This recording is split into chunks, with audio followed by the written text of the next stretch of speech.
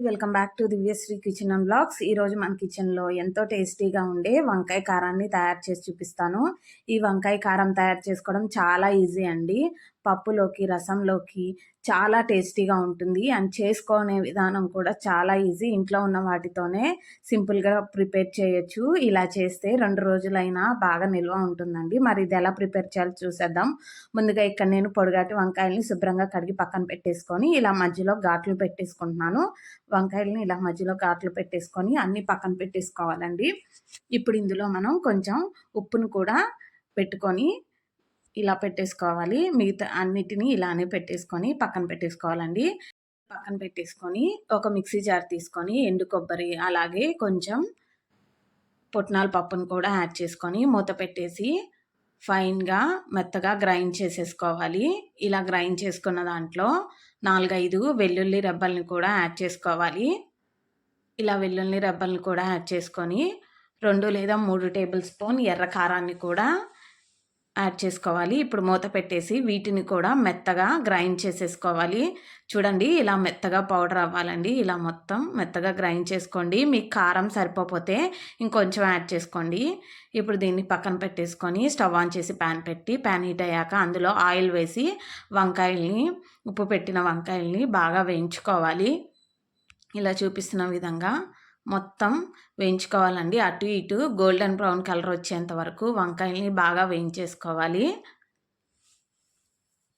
ఇలా golden brown colour వచ్చేంత వరకు వేయించుకోండి. ఇలా అయితేనే వంకాయ కారం చాలా టేస్టీగా ఉంటుంది. చూడండి ఇలా మొత్తం బ్రౌన్ కలర్లో వచ్చేంత వరకు వేయించేసుకొని ఇప్పుడు ప్లేట్లో తీసుకొని పక్కన పెట్టేసుకోవాలి. చాలా టేస్టీగా ఉంటుందండి. వేడి వేడి అన్నంలో అయితే చాలా బాగుంటుంది. ఇదే విధంగా మనం గుత్తి వంకాయలతో కూడా ట్రై చేయొచ్చు.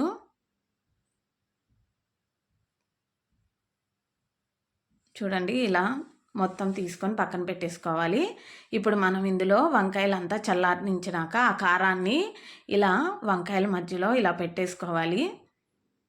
ఇలా పెట్టేసుకొని పక్కన పెట్టేసుకొని ఇప్పుడు పోపు వేసుకుందాం. అదే ప్యాన్లో మళ్ళీ ఆయిల్ వేసి కొంచెం 4-5 ఎండుమిర్చి రెబ్బల్ని అలాగే ఆవాలు, జీలకర్ర, పచ్చిపప్పును కూడా యాడ్ చేసుకోవాలి. ఇప్పుడు వీటన్నిటిని మీడియం ఫ్లేమ్లో బాగా వేగేంత వరకు కలుపుకోవాలి. ఇప్పుడు ఇందులో కరివేపాకును కూడా యాడ్ చేసుకొని సన్నగా తరిగిన ఉల్లిపాయలు అలాగే పచ్చిమిర్చిని కూడా యాడ్ చేసుకోవాలి. ఇప్పుడు వీటన్నిటిని బాగా కలుపుకోండి.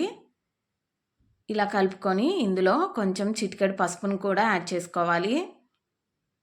ఇలా పసుపును కూడా యాడ్ చేసి బాగా కలిపేసుకోవాలి. ఇప్పుడు ఇందులో మిగిలిన కారాన్ని కూడా ఇలా చల్లుకొని మీడియం ఫ్లేమ్లోనే కొంచెం వేయించుకోవాలి. ఇలా చేయడం వల్ల కారంలో ఉన్న పచ్చివాసన అంతా పోయి శనగపప్పు పొడి బాగా వేగాలండి. ఇలా వేయించుకోవాలి. ఇప్పుడు ముందుగా మనం స్టఫింగ్ పెట్టుకున్న వంకాయలను కూడా ఇలా యాడ్ చేసుకొని మీడియం ఫ్లేమ్లోనే కారం బయటికి రాకుండా అటు ఇటు చిన్నగా తిప్పుకోవాలండి. అంతేనండి, ఎంతో టేస్టీగా ఉండే వంకాయ కారం రెడీ అయిపోయింది. ఇది వేడివేడి అన్నంలో తింటే చాలా టేస్టీగా ఉంటుంది. ఇది మీరు ప్రిపేర్ చేసి ఎలా వచ్చిందో నా కామెంట్ సెక్షన్లో కామెంట్ చేయండి.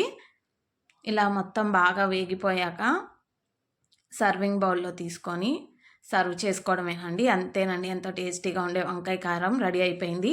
ఈ వీడియో కనుక మీకు నచ్చినట్టయితే ప్లీజ్ లైక్ చేయండి, షేర్ చేయండి, కామెంట్ చేయండి అండ్ సబ్స్క్రైబ్ చేయండి. అండ్ పక్కనే ఉన్న బెల్ ఐకాన్ని ప్రెస్ చేయండి. బెల్ ఐకాన్ని ప్రెస్ చేయడం వల్ల ముందుగా నా నోటిఫికేషన్స్ అనేవి